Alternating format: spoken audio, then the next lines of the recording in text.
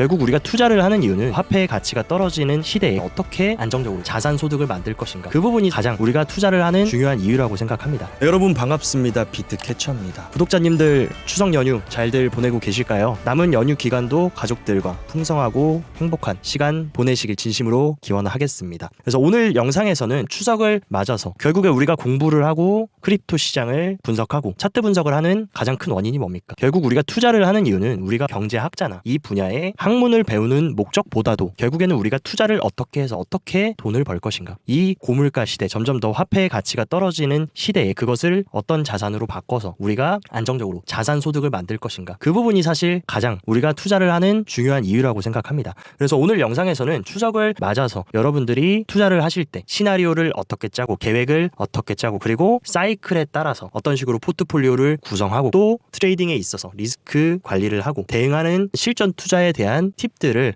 오늘 영상에 좀 담아보도록 하겠습니다. 그래서 일단 핵심적으로 우리가 투자를 할 때는 기본적인 분석, 왜 지금 우리가 투자를 해야 되며 어떤 이유가 있기 때문에 어떤 근거가 있기 때문에 우리가 투자를 하는지에 대해서 먼저 정립을 해야 됩니다. 그래서 우리의 현재 지금 핵심 시나리오는 뭡니까? 바로 2024년부터 2025년까지 큰 강세 사이클이 올 것이다. 그 근거들을 하나씩 찾아보자면 일단 가장 큰 핵심 이슈, 2024년 1분기에 비트코인 현물 ETF 승인의 최종 데드라인이 예정이 되어 있고, 그 다음에 4월부터 5월까지는 크립토 시장의 가장 큰 이벤트 비트코인 반감기가 예정이 되어 있습니다. 그리고 적어도 2024년 내년 하반기부터는 금리를 인하하면서 유동성을 풀어줄 수 있는 그런 이슈가 있고, 또 마지막으로 2024년은 미국의 대선이 있다. 대부분 선거 연도에는 시장이 강세를 보였던 그런 이력들이 있기 때문에 이 네 가지 근거만으로도 우리가 2023년부터 내년까지 투자를 할 근거들은 너무나 명확합니다. 우리가 그 근거들에 대해서 먼저 시나리오를 짜기 전에 한 가지씩 디테일하게 알아보자면,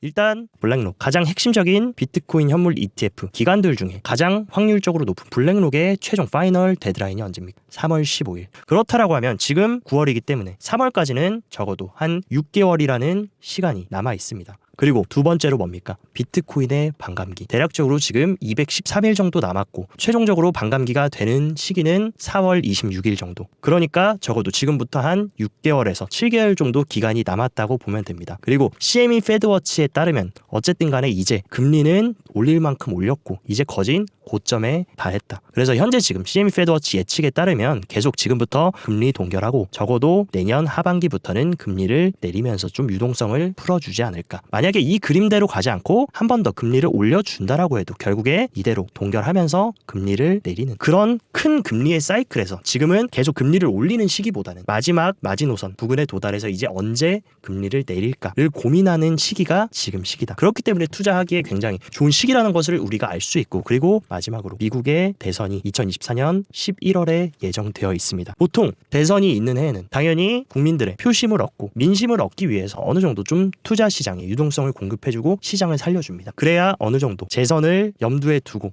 어느 정도 민심을 잡을 수 있기 때문에 그런 식으로 미국 정부에서도 어느 정도 조금은 의도적으로 투자 시장을 살리는 그런 움직임을 볼 수 있다. 그렇다라고 하면 우리가 지금 이 네 가지만 해도 기본적으로 지금 매매를 해야 되는 이유에 대한 부분은 명확하다라는 거. 그렇다라고 하면 우리는 어떻게 투자를 할 것인가? 현재 지금 우리의 위치가 어딘지, 우리가 사이클 매매를 할 때 우리의 지금 위치가 시나리오를 짜고 계획을 짜고 투자를 진입하기에 좋은 시기인지 안 좋은 시기인지 그 부분을 분석을 해야 됩니다. 그래서 전설적인 투자자 앙드레 코스톨라니의 이 달걀 이론을 빌리자면 보통 이 고점 시기와 저점 시기가 나와 있다. 근데 여러분들도 아시겠지만 지금 시장이 고점 시기라기보다는 저점 시기라는 거, 그것은 누구나 봐도 명확하고, 다만 이 구간이 현재 지금 발바닥인지 아니면 조금 더 하락해서 지하실이 있을지 그거에 대해서는 모르는 상황입니다. 근데 우리가 한 가지 알아야 될 사실, 가장 좋은 매수 구간의 특징이 있습니다. 그래서 상승장의 초입 구간의 특징들을 우리가 하나씩 살펴보면 거래량이 일단은 급감합니다. 그 다음에 코인을 보유하고 있는 사람들이 극소수에 달하고, 그 다음에 군중의 무관심,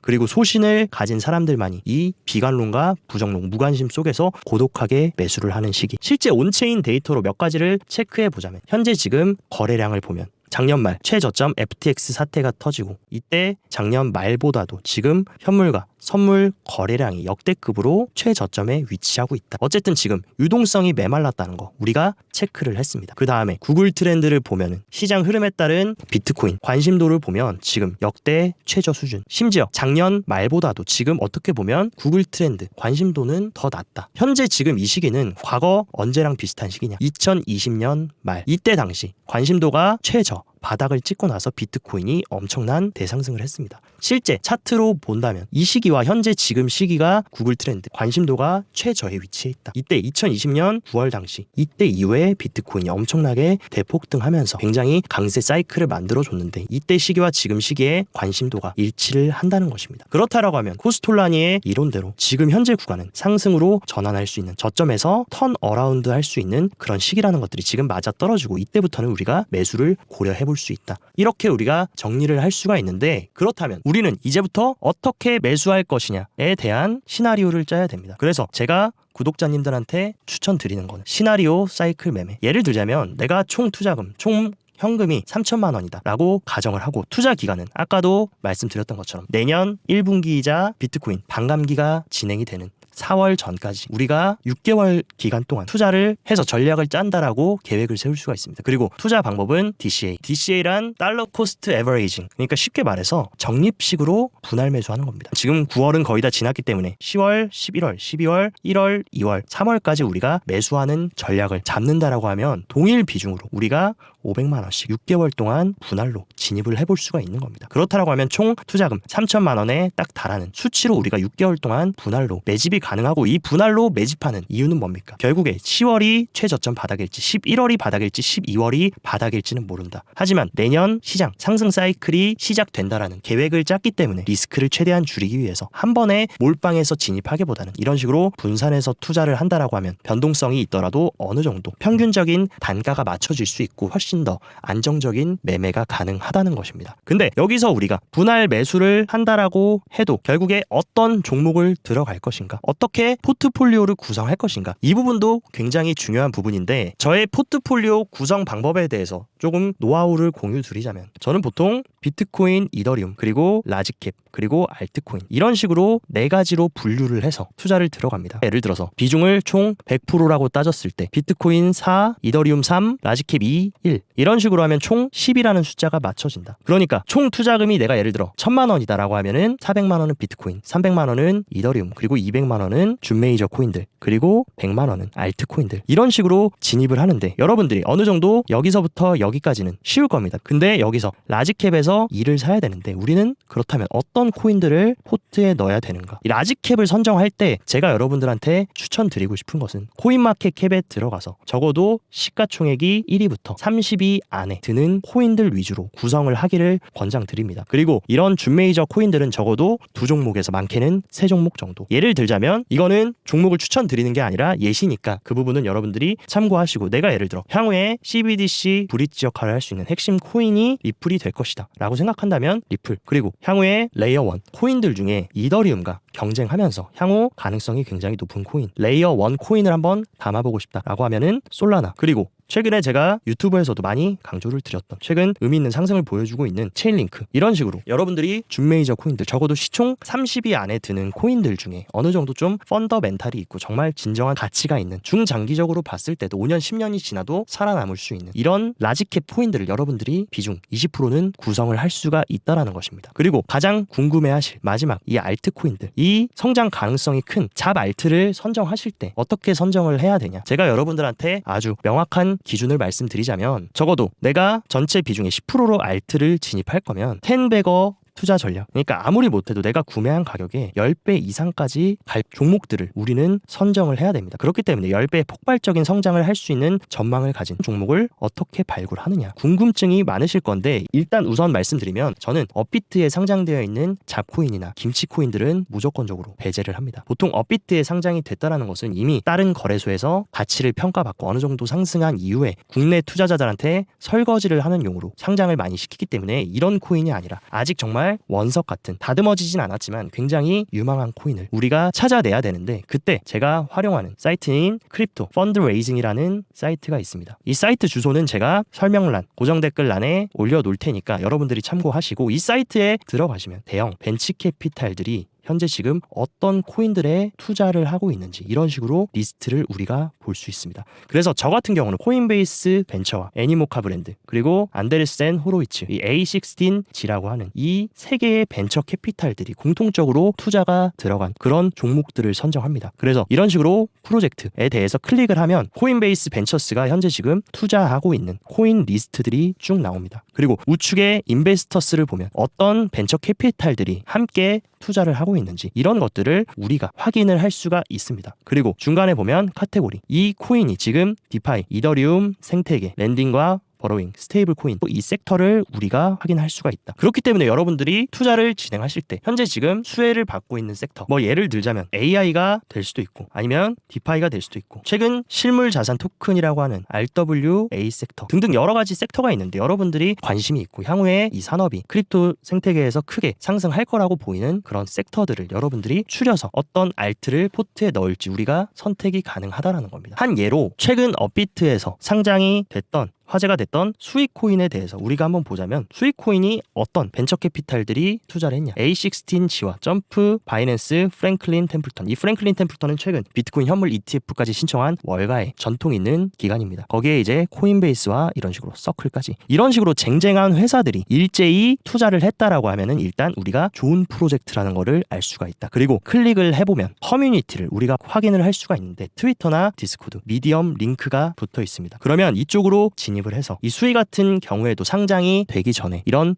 디스코드를 통해서 프리세일을 진행했다. 그래서 보통 디스코드나 트위터에 대형 거래소에 상장하기 전에 어떤 식으로 이 수익 코인을 받을 수 있는지 그게 에어드랍일 수도 있고 ICO를 통해서 프리세일을 할 수도 있는데 그런 정보들을 이런 디스코드나 트위터에 들어가면 할 수가 있습니다. 그래서 이런 식으로 이런 대형 기관들이 대형 벤처 캐피탈들이 투자한 것들을 확인했다라고 하면은 이런 식으로 바이낸스에 상장이 될 때 엄청나게 크게 펌핑이 나옵니다. 이때 당시에도 수익 코인이 상장했을 때 미리 프리세일을 받았던 사람들은 이 상장가 0.1원에서 하루 만에 1800% 상승하면서 아무리 못해도 10배 이상의 수익을 챙겨갔다. 근데 대다수 분들은 어떻게 합니까? 업비트에 상장이 되고 나서 한국에 상장했다라는 것은 이미 끝물이다. 한국에 상장하면은 그 다음에 이런 식으로 설거지를 하는 그런 흐름이 보이기 때문에 이런 알트코인들을 여러분들이 발굴할 때는 미리 발굴해서 이런 바이낸스나 코인베이스 대형 거래소에 상장될 때 상장 펌핑을 빠르게 먹고 나오는 그런 전략으로 대응하시는 게 좋다. 그래서 다시 한번 정리를 드리자면 보통 저는 4321 방식으로 비트코인 40%, 이더리움 30%, 그리고 준메이저 20%, 알트코인 10% 비중으로 포트를 구성한다라는 거 여러분들이 참고를 하시고 마지막으로 현물 투자를 하시면서 단기적인 차익도 보고 싶고 단기 트레이딩을 좋아하시는 분들이 있습니다. 그런 분들이 이제 선물 매매를 활용을 하시는데 대다수의 분들이 선물 매매를 잘못 활용하고 계신다. 이 선물은 결국에 현물에 대한 해칭을 하기 위해서 나온 파생 상품입니다. 그렇기 때문에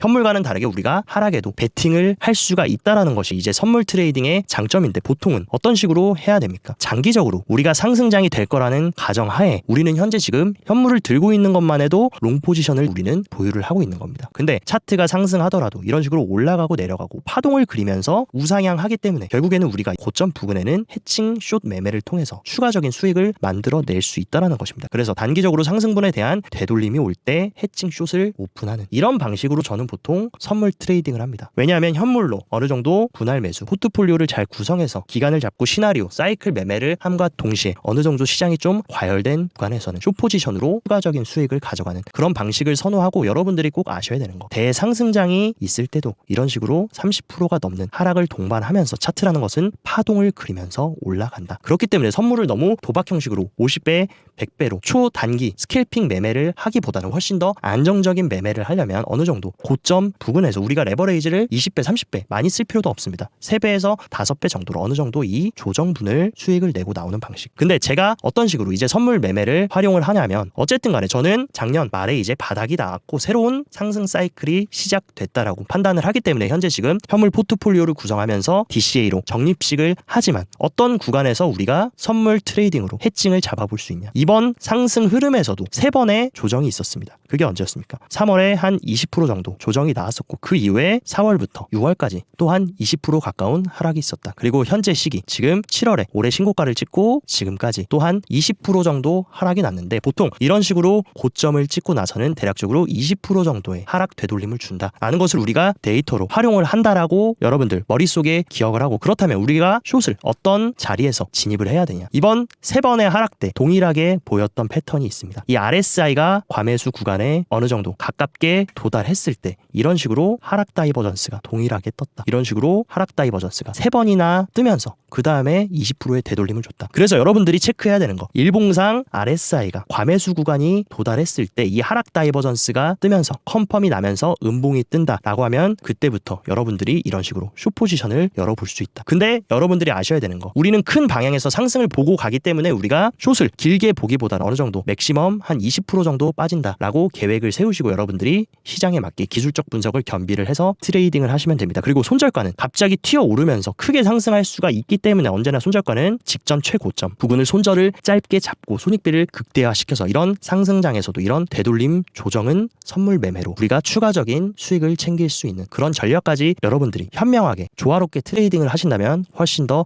안정적이고 성공적인 매매를 할 수가 있다. 그래서 최종적으로 정리를 해서 말씀드리면 우리가 어느 정도 기간을 설정하고 어떻게 투자를 할 건지 적립식으로 모아갈 건지 아니면 단기 트레이딩으로 대응을 할 건지 이런 식으로 시나리오에 대한 사이클 매매 전략을 세워놓고 그 다음에 해당 기간에 맞게 분할로 우리가 진입을 하는 겁니다. 그리고 분할로 진입할 때도 한 종목에 올인해서 몰빵해서 들어가는 것이 아니라 이런 투자의 명언이 있습니다. 계란을 한 바구니에 담지 말아라. 단일 집중형 투자를 한다면 만약에 여러분들이 잡 알트코인에 분할 매수를 한다 그래도 몰빵을 한다라고 하면 그 코인이 상폐가 되거나 부러지게 된다면 리스크가 매우 크다. 근데 여러분들이 종목별 투자 비트코인, 이더리움, 라지캡, 알트코인 이런 식으로 나눠서 바구니에 계란을 담는다라고 하면 뭐 한두 가지가 부러진다라고 해도 다른 쪽에서 상세가 되면서 원활한 트레이딩의 사이클이 가능하다. 그래서 산업군과 테마별로 투자가 집중되는 시기가 다르기 때문에 손실이 발생하는 종목이 있다고 하더라도 수익인 종목으로 만회가 가능하다. 그리고 수익이 발생한 종목의 차익을 실현하고 손실 종목에 재투자해서 수익으로 전환하는 투자 전략을 구사할 수 있다. 쉽게 말해서 이런 식으로 상승장이 온다라고 하면 비트코인이 제일 먼저 상승합니다. 그러면 비트코인에 가장 많은 비중을 실었기 때문에 여기서 난